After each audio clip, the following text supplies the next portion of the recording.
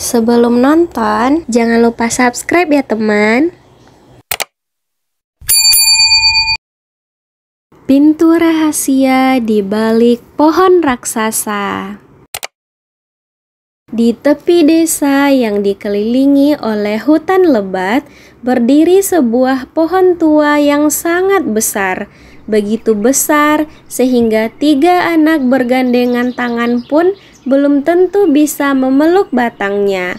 Pohon itu sudah ada sejak nenek buyut masih kecil, dan para tetua desa bilang bahwa siapapun yang menatap pohon itu saat senja bisa mendengar bisikan halus seperti suara angin yang berbisik dalam bahasa rahasia. Tapi hanya sedikit yang percaya, kecuali seorang anak bernama Raffin. Raffin adalah anak yang penuh rasa ingin tahu. Ia senang menjelajah hutan, mencari serangga unik, daun aneh, atau hanya duduk sambil mencatat hal-hal aneh yang ia temukan.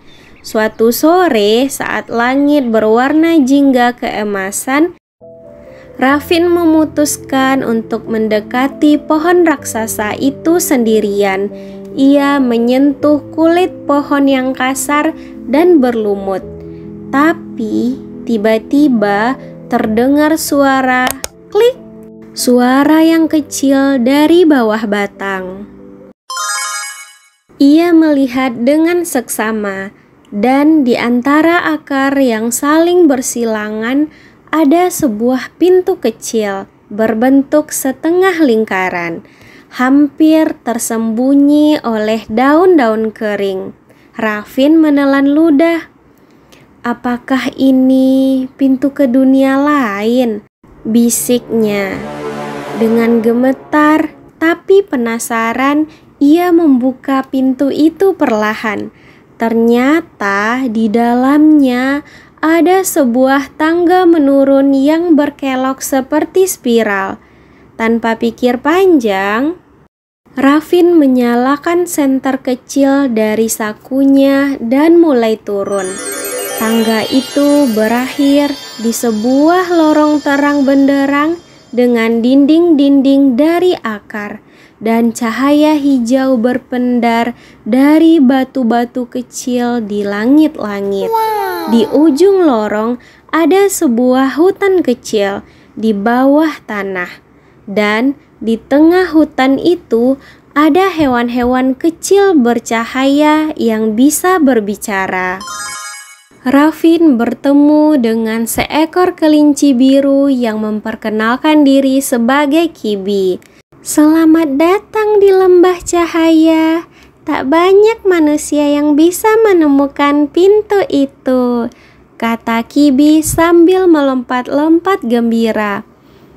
Ternyata Raffin adalah manusia pertama dalam 100 tahun yang bisa melihat pintu rahasia tersebut. Kibi menjelaskan bahwa hanya hati yang tulus dan penuh rasa ingin tahu yang bisa menemukannya. Namun, lembah cahaya sedang dalam bahaya. Sebuah bayangan gelap bernama gulma hitam mulai menyelimuti akar-akar cahaya.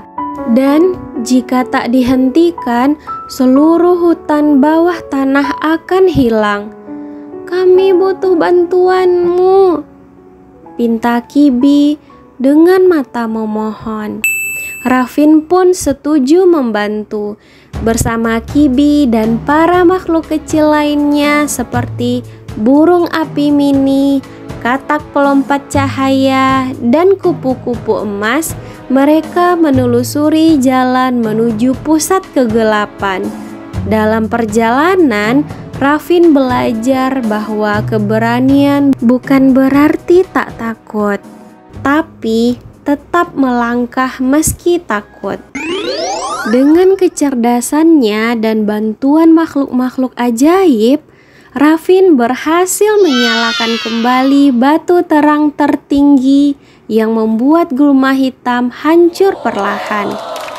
lembah cahaya bersinar kembali, dan semua makhluk bersorak menyebut Raffin sebagai penjaga cahaya baru.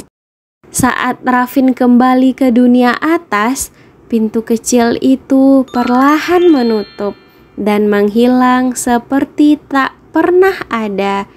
Tapi sejak hari itu, setiap kali Raffin duduk di bawah pohon raksasa, ia mendengar suara tawa kecil dan nyanyian lembut dari bawah tanah, seolah mengucapkan terima kasih. Terima kasih sudah menonton sampai habis. Jangan lupa pencet subscribe ya, agar tidak ketinggalan cerita-cerita menarik berikutnya. Bantu like, comment, share, and subscribe channel ini ya teman-teman.